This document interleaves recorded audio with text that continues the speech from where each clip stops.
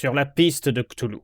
Parfois, les décisions les plus difficiles à prendre sont également les plus évidentes, même si elles vous engagent sur des sentiers sombres, à l'encontre de vos idéaux, vous obligeant à vous remettre en question, au nom d'une cause en tout point obligeante, au risque de vous hanter l'esprit tout le reste de votre vie, à concilier le laid et le beau.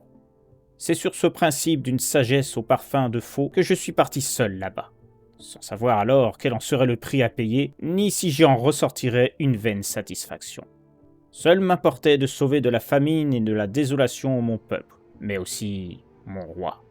Rien d'autre n'avait d'importance, même si cela devait signifier donner ma vie en leur nom.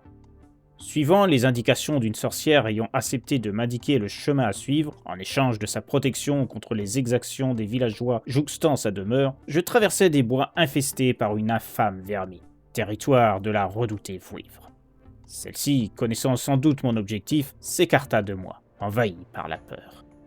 Je longeais des précipices dont chaque pierre, en me voyant, semblait être au garde à vous, comme pour saluer mon courage ou ma témérité à m'avancer plus avant vers l'ouest, là où le maître des profondeurs avait établi son échoppe pour accueillir les fous, ceux-là même qui, tout comme je m'apprêtais à le faire, avaient accepté le funeste. La suite de mon périple fut tout aussi emplie d'angoisse à la mesure des pas franchis, rencontrant des créatures dénuées de toute humanité, me laissant passage sans dire mot. J'eus l'impression d'avoir quitté le monde des hommes sans avoir perdu ma noble vie, tellement les paysages ressemblaient de plus en plus à une vision de l'enfer en crescendo. Des bêtes immondes et répugnantes, telles que décrites dans les traités de sorcellerie, devenaient plus nombreuses, le sourire au coin de leurs faces difformes à peine regardables. Certaines commencèrent même à s'insinuer dans les sillons de ma route définie, s'imposant en accompagnateurs curieux, désireux de voir mon sort bien peu enviable. Enfin, j'arrivai à la montagne du désespoir, là où se trouvait celui que je cherchais.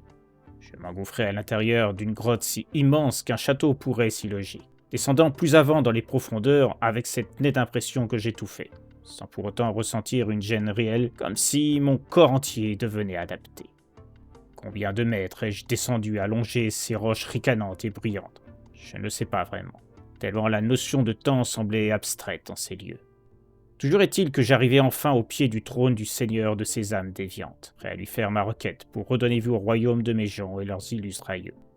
Cthulhu était là, de toute sa grandeur et toute sa puissance, tel un édifice de terreur. Je m'agenouillai à ses pieds, tel le vermisseau que j'étais face à l'aura qui émanait de lui. J'exposai alors ma demande en priant qu'elle soit écoutée, alors que coulait ma sueur, craignant que mon existence s'arrête, sans avoir pu obtenir le fruit de ma quête ici. Puis sa réponse me parvint, sans qu'il dise mot, par sa pensée traversante en moi, acceptant, de par son pouvoir, de permettre la renaissance du territoire de mes ancêtres. Ma seule contrepartie étant de répondre à son futur appel, suivant les principes de sa loi. J'aurais voulu lui témoigner ma reconnaissance, mais il m'imposa de ne pas m'y soumettre. Je repartais libre, assuré de retrouver un pays des terres ayant retrouvé leur richesse, par la seule volonté de Cthulhu, dont la teneur dépassait le temps et l'espace connus. Trop heureux de ce fait, j'en oubliai que j'étais devenu son vassal par mon hardiesse, et que désormais je ne vivrais que selon son bon plaisir, en attendant son signal convenu. J'ignore toujours à ce jour ce à quoi mon nouveau maître me destine dans son plan à venir, mais je sais que je ne pourrais m'y soustraire sans risquer de déclencher sa fureur.